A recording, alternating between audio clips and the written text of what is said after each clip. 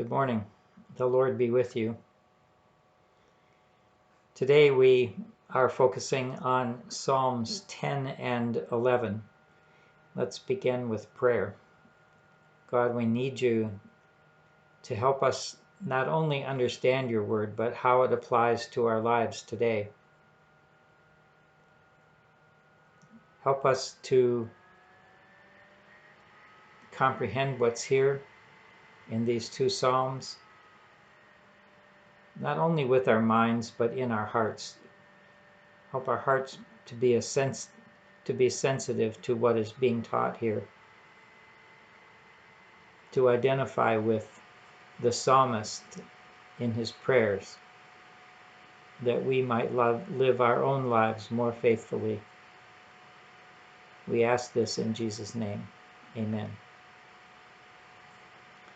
Well, as we mentioned last time, Psalm 10 is the second half of a single psalm that was divided into Psalms 9 and 10.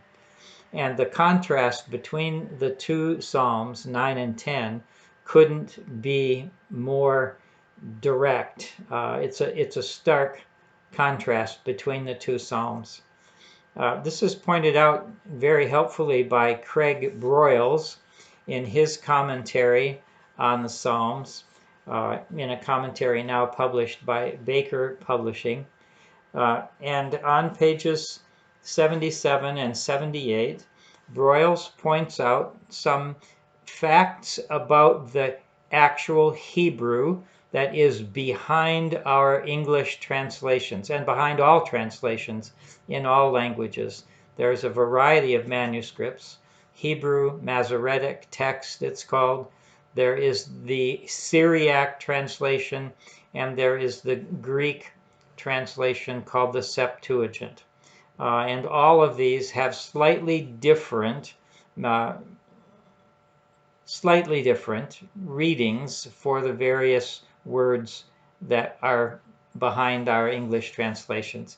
But I wanted to point out especially the contrast that Broyles sees between Psalm 9 and Psalm 10. For example, in verse 9, Psalm 9, verse 9 reads, "The Lord is a stronghold in times of trouble." But in Psalm 10 begins with, verse 1, why do you hide yourself in times of trouble? A contrast between the affirmation that God is a stronghold of his people in times of trouble, but now the experience of the psalmist and his community ask God, why do you hide yourself in times of trouble? In Psalm 9, verse 12, the psalm reads, "He does not forget the cry of the afflicted." But in Psalm 10, the wicked say, "God has forgotten." A contrast between God has not forgotten and the accusation in Psalm 10 that God has forgotten. In Psalm 9, the nations are caught in the net that they have hidden, their own net that they have hidden. But in Psalm 10, the accusation is that the wicked catch the helpless and drag them off in a net so that they aren't delivered. In Psalm 9, verse 12, God does not forget the cry of the afflicted. But in Psalm 10, verse 12, the psalmist has to appeal to God not to forget the cry of the afflicted. And finally, one more. In Psalm 9, God is described as the God who avenges, the blood of his people. But in Psalm 10, verse 13, the wicked say God won't avenge his suffering people. So you couldn't have a stronger contrast between the point of view of these two psalms. The first psalm, hopeful, assured, confident, on the basis of long past experience that God will deliver his people, that he will protect them and be a refuge for them, a stronghold in times of trouble, that God will rescue his people and vanquish the enemy. But Psalm 10 begins, "Why, O Lord, do you stand far off? Why do you hide yourself in times of trouble?" So we have both. Broyles ends his comment about this contrast with these helpful words. Psalms 9 and 10 present a powerful appeal to God.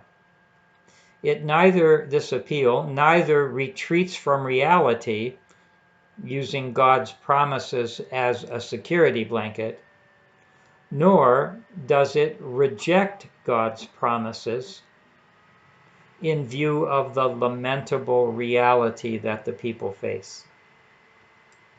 Rather, Psalms 9 and 10 set the contradictions side by side and leave the resolution to God.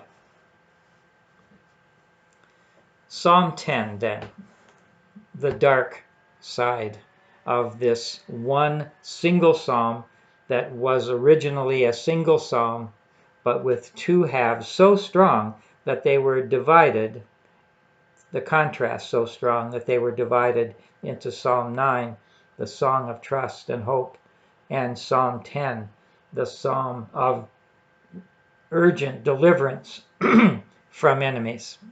Let's look at Psalm 10. Why, O Lord, do you stand far off? Why do you hide yourself in times of trouble? This was how the people felt. It may well be that God wasn't hiding God's self from the people, that he wasn't standing far off. We know from the New Testament that God is close to all of us. Paul says that, in quoting another poet in Acts chapter 17, in God we live and move and have our being. He is not very far from any one of us. Yet there are times when we can feel as if God is far away and hiding God's self in times of trouble, and that's how the psalmist feels. Whether it was actually the case or not is unlikely, but that's how they felt, and so they honestly expressed their concern and their doubt and their worry. The psalms, like this psalm, are very honest about one's own feelings about the situation of trouble and difficulty that the people are going through. From verse 2 through verse 11, it's all about the problem. Verses 2 through verse 11, in vivid terms, very physical, visual terms, describe the problem. That the wicked pursue the poor, that they are caught in the schemes that the wicked have devised. The wicked boast of the desires of their heart, and those greedy for gain curse and denounce the Lord. What do they say about God? Well, in their pride, they say, God will not look into this matter. God will not seek it out. And all their thoughts are, there's no God anyway.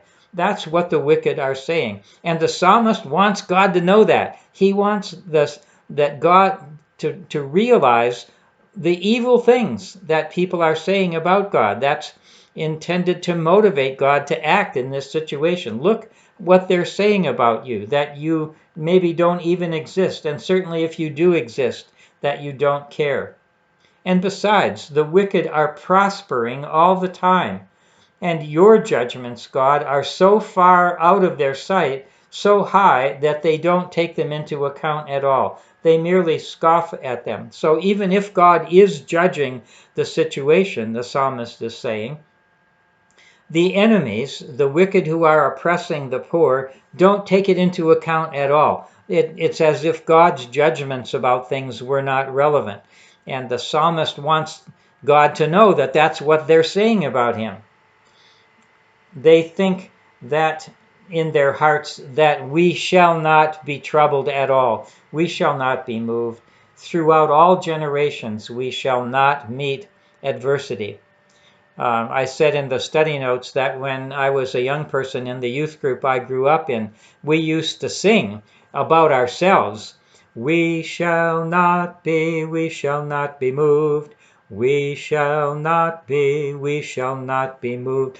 Just like a tree that's planted by the water, we shall not be moved.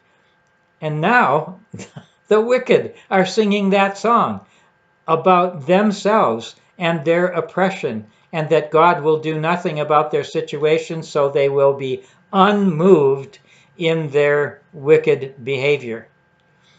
That song we used to sing was actually based on Psalm 1, that the righteous are like a tree planted by rivers of water that brings forth its fruit in its season.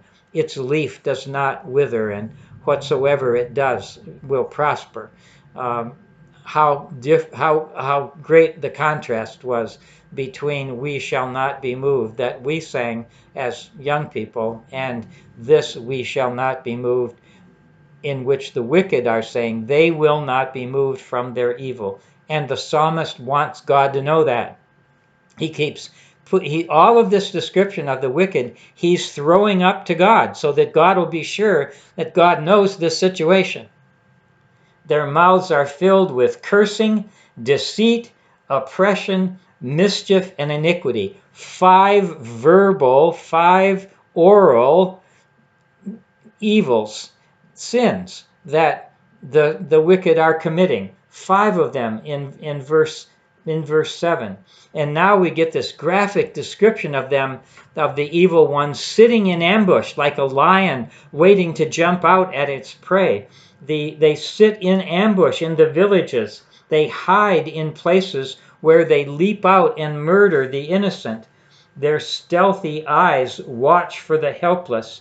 They lurk in secret like a lion in its cover. They lurk that they may seize the poor and drag them off in their net. This is what the psalmist has seen. He has experienced this, and it makes him angry and anguished. This should not be the situation. The poor love God. The poor worship God. The poor are God's people who believe in God and trust God and seek to honor God. And the wicked do none of those things, and yet they are prospering, and they are causing suffering and oppression upon the God's helpless poor. The evil ones stoop and crouch, verse 10, and the helpless fall by the might of the evil ones. And the evil ones are thinking in their heart, God has forgotten. He will hide, he has hidden his face, he will never see it. So even if there is a God, and remember back in verse 4, the wicked said maybe there is no God, but in verse 11, they're saying, well, even if there is a God, God seems to have forgotten and hidden his face, and he will never see the evil that we do. So the psalmist wants God to know this, to know exactly what the situation is, so that God will be moved to act. And so in verse 12, he says, rise up, O Lord, lift up your hand, do not forget the oppressed. It's a strong appeal for God to be the kind of God God was in Psalm 9. In Psalm 9, God was known as a stronghold for the oppressed, who avenges the blood of his people, who sees what they suffer and makes sure that the evil oppressor is defeated and destroyed. And the psalmist says these things in Psalm 10 so that God will remember that God is the God that he described in Psalm 9. Rise up, O God. Why do you let the wicked denounce you? Why do you let them say in your heart that you will not call them to account? But you do see. See, the psalmist has hope. He has hope that God does see what the situation actually is. You note trouble and grief. You aren't far away.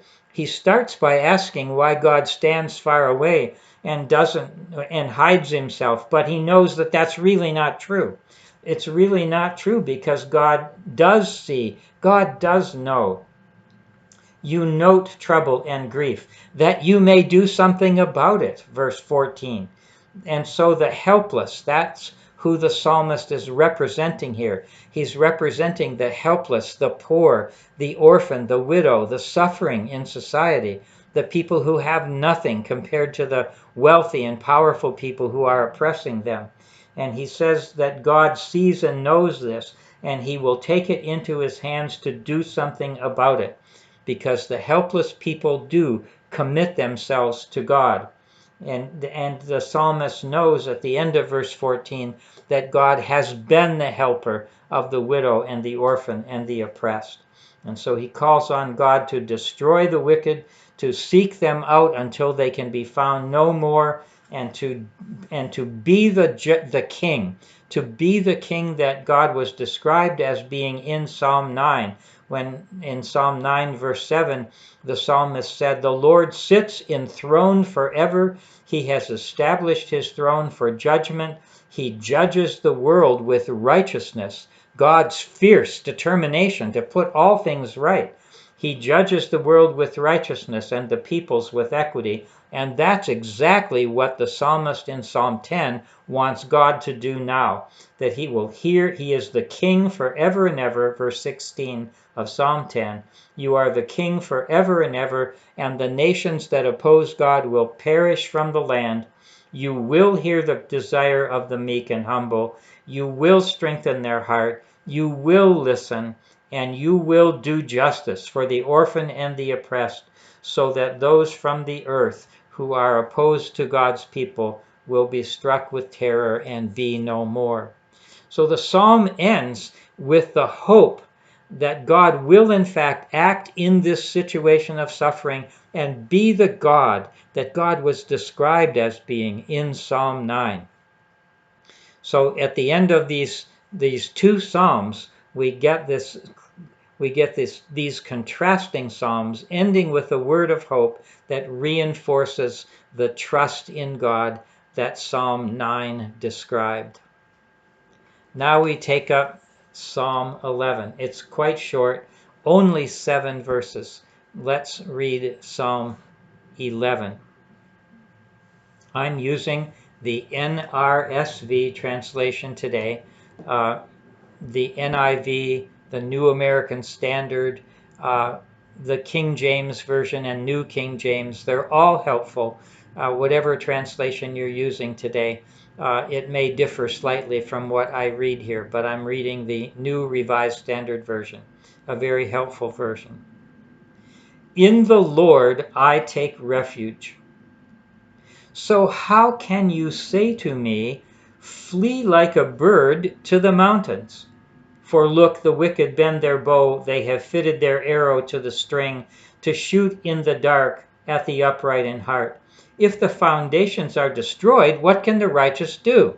All of that is said by these friends or advisors to the psalmist, who say to him, how can you take refuge in the Lord when you should be fleeing like a bird to the mountains, when you see that the wicked are oppressing the poor and the foundations of society, of what's right and wrong, good and evil, are being ignored and destroyed? The best you can do is flee to the mountains. That's what the friends of the psalmist are saying. But the psalmist says, in the Lord I take refuge. And why does he say that? Why does he say, in the Lord I take refuge? Well, he says it because of what comes in that follows in verses 4 and following. In verse 4 he says, the Lord is in his holy temple. The Lord's throne is in heaven. And he looks, his eyes behold, and his gaze examines all humankind. The Lord knows the situation. From his holy temple in heaven, he is looking at the situation on earth that the friends of the psalmist are concerned about, and he is quite aware of what's going on. In fact, verse 5 says in the NRSV, the Lord tests the righteous and the wicked, and his soul hates the lover of violence. In other words, God is on the side of the poor and the oppressed, and those who do violence are going to face the opposition of God. On the wicked, he will rain coals of fire and sulfur. This is metaphorical language. It's not to be taken literally. But we remember Sodom and Gomorrah in the story when God did rain coals of fire and brimstone on the people of Sodom and Gomorrah. On the wicked, he will rain coals of fire and sulfur. A scorching wind will be the portion of their cup. For the Lord is righteous. This is so important in all the Psalms. Remember back in Psalm 9, it praised God for God's righteousness. In Psalm 9, verse 8, he judges the world with righteousness because the Lord is righteous. God is fiercely determined to put all things right. The Lord is righteous. It's a part of his character. He can't contradict who he is. The Lord is righteous, and he loves those who do righteous deeds. The upright will be rewarded by seeing and knowing God face to face, the ultimate blessing of being in God's holy presence and knowing and seeing and loving God. So Psalm 11 in some ways sums up both Psalms 9 and 10. I think you can look at it that way, that Psalm 11 summarizes the situation of both Psalms 9 and 10. In other words, Psalm 9 and the end of Psalm 10 have the point of view that we should take our refuge in the Lord. In the Lord I take refuge is the theme of Psalm 11. And it is also the theme of Psalm 9 that the Lord is one who can be trusted. He has saved and redeemed his people in the past. He will act with righteousness and vindicate the poor and the oppressed. Now, Psalm 10, the central part of Psalm 10, expressed similar kinds of concerns that the friends of the psalmist are stating in the second half of verse 1 and all the way through verses 2 and 3. In other words, these friends of the psalmist have looked at the situation that is described in Psalm 10, how bad it is for the suffering people of God, and have said, we despair, we give up. You should too, psalmist. You speaker of the psalm, you shouldn't take refuge in God. You should flee. So one of the commentaries decided that this psalm could be called flight or faith. And the psalmist is on the side of taking refuge in God, because God is in his holy temple in heaven. Perhaps even that presence of God was represented by the temple on earth, and you could go there to that temple and find rescue and a sense of the holy presence of God, as some of our churches have. When you go into them, you can get this sense of the holy presence of God as God's people gather together. Wherever 2 or 3 are gathered together in his name, there Christ is in the midst of them. And so that gives the psalmist hope that when he takes refuge in God, and maybe even goes into the temple in Jerusalem, he can sense that God is a refuge and strength, a very present help in times of trouble, as it says in another psalm. Even though the friends of the psalmist see how bad the situation is and urge him to flee, he won't do it, because he takes refuge in the God who sees and knows what is happening, the God who is righteous, who tests the hearts, of both the righteous and the wicked, and knows how to adjudicate between them. He knows how to reward the righteous with his holy presence and punish the wicked, and they will not stand in the judgment, as Psalms. Remember how Psalm 1 ended? For the wicked will not stand in the judgment, nor sinners in the congregation of the righteous. But the righteous will stand in the judgment, and the Lord knows the way of the righteous, but the way of the ungodly will perish. Psalm 1, which is the same point of view as the psalmist has here in Psalm 11, that because God is righteous, he will act righteously, he will vindicate his people, and he will take care of the wicked, and they will ultimately cease to do the evil that they have been doing. Well, Psalms 10 and 11 provide a nice ending to this whole set of Psalms of lament that we have had, but we'll not be done with lament. There are many more laments. And even Psalms 12 and 13, which we'll take up next week, continue this theme of calling upon God to act and to plead for God's help in evil, difficult times, and to be delivered from both personal and community enemies. Well, thanks be to God for his holy word, for the Psalms, which are so realistic about the anguish and despair that God's people can sometimes feel, and how free they feel in the Psalms to express that to God. We can feel that same. This kind of psalm authorizes us to have the same honesty in our relationship with God, of both expressing our fears and our doubts and our concerns. We are free to do that, just as free as the psalmists were free to do that. But we're also free to take refuge in the Lord, who is our hope and who has been our dependable guide, who has been our dependable strength and hope throughout our whole lives. We have to remember our past and how God has guided us in the past whenever difficulties in the present arrive, as they do in Psalm 10. And we call upon God to help us. We take refuge in God, we trust in God, and God will guide and help us through all the difficulties that we face. That's our hope. Things don't always turn out the way we want them to be. God's way is the way of the cross, isn't it?